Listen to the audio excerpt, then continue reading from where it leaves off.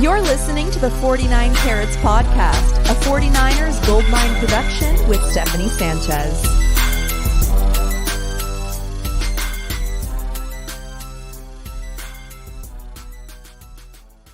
What's going on, everyone? Welcome to another edition of the 49 Carats podcast. I'm your host, Steph, and in the midst of free agency and all the news that's coming out there, I'm still doing these prospect interviews. You know how I do. So today joining me is Rutgers cornerback Christian Braswell. How you doing today, Christian? I'm doing good, Steph. Thanks for having me on. Doing Of really good. course, absolutely. So, Christian, your collegiate career ended at Rutgers, but it actually started at Temple. Tell us a little bit about your time at Temple and why you felt, it was time to move on. I think Temple was a great spot for me. It was one of those schools that I wanted to go to. When I was younger, and coming into the college atmosphere and the recruiting process, that was a school that I wanted to get. And it's funny, I actually got it 2 days or 3 days before signing day, so it was kind of exciting for me. But the culture and everything up there was, out the roof for me, and I wanted to be a part of it. But um, what made me make the decision to leave was, it was just I felt like I was on a different page and the team was on a different page on, success wise, culture wise, and people weren't saying eye to eye from teammates to coaching staff to just staff in general. You know what I mean? So I just thought it was best for me to part ways and find something that was beneficial for me in my career. Yeah, definitely. I mean, fit for you and just any players is really important. I could definitely see that. You had a number of schools interested in you. When you joined the transfer portal, right? I think UCLA, Northwestern, to name some of them. What was it about Rutgers that made it the right fit? Um, I knew Shiano ran something special over there, and I knew what I was looking for was a cultural shock for me. Not really a shock, but something that I wanted to be a part of, and that meant something. And the family trust chop was was everything. And also I had a position coach that coached me at Temple that was over there as well. And he talked very highly of the program and Coach Shiano and the players over there. So just going to visit there, it was something I wanted to be a part of. Yeah, that definitely makes sense. But you did hit a bump in the road shortly after you transferred to Rutgers when you tore your ACL before training camp. What was that time like for you? Because I could just imagine, like, you just joined this team, you want to be part of it all, and then that happened. So walk me through your mindset throughout all of that and just how you stayed positive. That was a hard process. So nothing I would wish on my worst enemy. You know what I mean? But it took a lot of faith in God. I would say for sure. Number one, and just having the right people around me. But like you said, like walking in there and then having that injury is like, and like in my head, it's kind of like, damn, did they just waste a scholarship on me? I just got hurt. All things, kind of negative things went through my mind. But as time went on, I just kind of grew closer to God in that moment. Just got the right people around me in my circle to keep me right, keep my mental right, and I just went to work every day, like literally every day, gave it Yeah, 110. well, I know having the right mindset in those times, while hard, it is so important and just getting back to, where you want to be. And it seemed like it was a minor setback for a major comeback because after that in your final season at Rutgers, you played in all 12 games. You led the team in pass breakups with 11, also led in interceptions with 3. Was there a year where you felt like you really came into your own as a player where it all just started to click for you? I would say my 2019 year at Temple, when I started getting more play time. I didn't start at the beginning of the season, but I ended up getting a lot of play time. I think the SMU game of that season. And from there on out, it was lights out. I started playing some of my best ball, and I started getting the feel for the college, just college ball in general. Because that was kind of like really my first time playing full games and stuff like that, getting the games with a lot of reps. So from there on out, it was like I felt comfortable. I felt at home on the field, playing either side, and then studying the game in and out. So I just got real comfortable from there, 2019 to 2020 to even the season I set out. I started understanding the game even more, just from like a coach perspective. And just going into this last season, it was even more beneficial for me, seeing things from a different lens. Yeah, definitely. Seems like the game really slowed down for you. When it Hmm. comes to film study, what are some of the things you look for, in your opinion? It's a lot of things to look for. Just to narrow it down, I looked at down and distances, studying the receivers, tendencies they like to do on the field, their favorite routes, where they're lining up at on the field. Looking at the quarterback drop steps at times and certain coverages. Looking at little things that they do to stand out, to know that they're running a certain route, certain play. So it was a lot that went in the film study, but it was worth it, So it was a lot. Are you someone who remembers all of your big plays, like all of your interceptions? Yes, I do. I do remember all of them. I remember. Do you, I'm not gonna say I remember every single play, but I remember my big plays. yeah, like I imagine those kind of stick with you. Do you have a favorite interception? Um, it's probably be the one. It would either be my first pick or my last pick. No, not my last pick. My pick I had against Indiana, because it was a game-winning pick to kind of seal the Yeah, deal. So I would pick that one. okay, yeah, that was definitely a good one. When I saw of yours, you were at Temple and it was against Tulane. You probably traveled like Oh 20 yeah, yards or so to get there, and you just snatched it right out of the air before it could fall to the receiver's hands. That was probably one of my favorites. But that Indiana one was pretty awesome too, because you yeah, called game. I mean, it doesn't get better than that. yeah. And But I really was having a good game that game. So just to add that on top was like icing on the cake, right, you're cherry feeling on top. yourself in that one. Yeah, And you played some track before, right? How is yeah. that? How do you feel like that's helping you prepare for your pro day? Because I know, like pro day, it's all about speed tests and things like that. It's a little bit different than typical training. But how do you feel like having that track background is helping you right now? It's helped me a lot. I got coached by this past time in the spring. I mean, this winter workout kind of with Otto Bowden.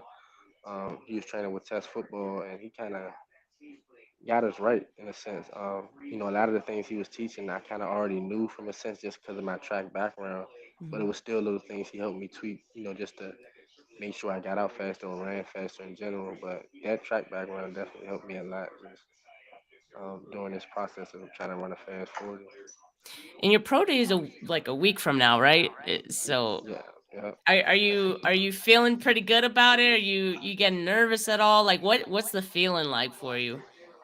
It's mixed emotions. Cause I mean, I say that because it's something that I never been through before and it's new. But I'm also confident in what I can do. So it's mixed emotions at times, But I just try not to think too much of it. At the end of the day, it's just going out there, going out there to perform in front of people that you've been performing for since you were younger. It's the Yeah. same thing. Lights, camera, action.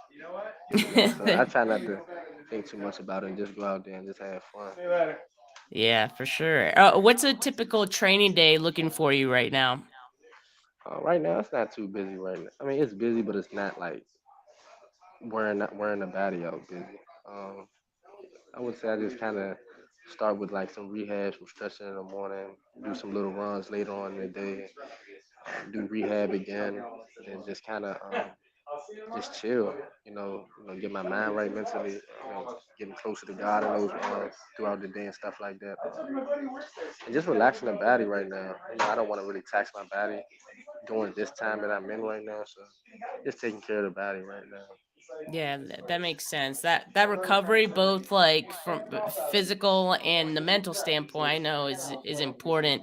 And Yeah. making sure you put your best out there. And you participated in the Hula Bowl. Congrats Hmm. on that, by the way. Thank you. Thank What you. was that experience like for you? It was cool. It was really nice. Get to play against all the some of the top athletes from different schools. Just to match up with them and see what they're about. But it was great getting to compete against those guys, and I really think I did very well out there in front of the scouts and being able to compete with those guys. So it was good. From an iron sharpens iron standpoint, who was someone you enjoyed going up against the most? And it's okay if you don't remember their name, but At the you can Hula Bowl, recall. just Yeah. Um,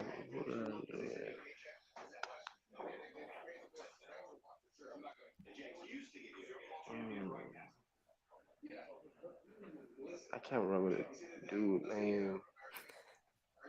I can't remember his name. I don't want to say nobody no wrong name. No, It was a it's couple all good good. receivers out there, but Hmm. I can't remember the guy name. Oh, that's okay. Well, I do know, like, aside from being able to kind of test out different competition out there, I know that it's experience to um, get a little preview of NFL coaching in a way. Because I know for some guys coming out of college, that's kind of their first introduction to it, and for some guys, it's a big adjustment. So, did did you feel like that was a big adjustment for you as far as the coaching from like the college style to NFL style? Um, Not really. When it came down to us breaking down the defense and learning the plays and that short span of time, I made sure I took good notes and took notes to the point that I understood how the defense was ran and understood what the coach was saying. But so it wasn't really hard for me to grasp what was going on because I know all the coverages and stuff like that. It's just terminology is just different nowadays when you're going to different league, I would say, or going higher up. Well, I mean, well, Mhm. any, even switching from schools to schools, it's just different terminology. So I think that's probably one of the hardest things to learn. But at the end of the day, football is football. You know what I mean? So it wasn't too bad. And I know a couple of your Rutgers teammates in the secondary, Christian, Izzy, and Avery Young. You guys were all at the Hula Bowl. What's it been like going through this process together with those guys? Has there been any exchanging of advice? Yeah, all the time. We even got our little group chat and stuff together. So we're talking daily, just helping each other.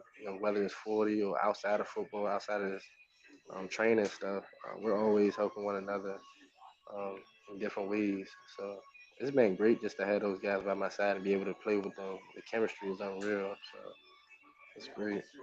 Yeah, I mean it's awesome too that you guys all played, in the secondary. So I'm sure you hmm guys have that, brotherhood feeling as well. I hmm assume at this point you've had a chance to meet with several teams. What's been their feedback so far for you? I think, to be honest, a lot of teams really just want to see me run fast. And I think the tape kind of explains itself, just giving me pats on the back. But they just want to see me run fast. And I think that's it. It's not, not to really go, into detail, but that's one of the things they really want to see me do. And I guess pro day, when the pro day comes, that's what they'll see. Yeah, we gonna find out. Yeah, real soon.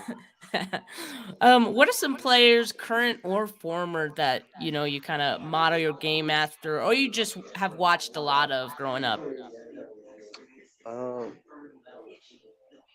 who I liked was I always loved Patrick Peterson, even though me and him aren't the same size and stuff like that, same height. But I would say model my game after. I would say like somebody like Denzel Ward, um, real feisty, quick, agile, fast, um, type corner. And he's in the tallest or the biggest, so I kind of mimic myself after that in a way. Yeah, I like the answer. He got that dog in him, so that's a good Yeah. that's a good comparison right there. Well, hmm last question for you. What is a team, what is a fan base getting with Christian Braswell, both on and off the field? Man, well, I'm gonna start with off the field first. So they're gonna get a guy that would love to be in the community 24/7. That's one of my biggest things. Even coming into school and just being the person I am, I love to help people. It don't even have to be in football. It can be in any way, shape or form. I just want to, be there to give somebody a hand and send somebody else a blessing. You know what I mean? So um, the community there will be blessed by anything I can help them with. But football wise, I'm coming literally to work every single day, 110. Like I'm giving 110%, and anybody can hold me accountable to that. Teammates, coaches, I love staff, that. players. Like I can promise that. You know what I mean? So and get the best out of me each and every day. I love that answer. A team will definitely love that, I'm sure. Well, Christian, thank you so much for taking the time to speak with me today. Again, I know this is a very busy time for you, so anytime you know that you give up to let us get to know you is appreciated. So it's been a pleasure. And good luck on your pro day. I'm gonna be checking in on Twitter, see how you Yep. do and all that. And Please do. Please yeah, do. for sure I'll be following along. Yep. Yep. Thank you. Thank you for having me on. Yeah, of course. And thanks to everyone that tuned in. If you enjoyed this interview, make sure you give it a thumbs up. Make sure you subscribe to the channel. There'll be plenty more content like this. And I'll be on live once again at the top of the hour to talk about the 49ers free agency news, what went on today. So I'll talk to you guys then. But for now, have a good rest of your Tuesday. Peace. Peace.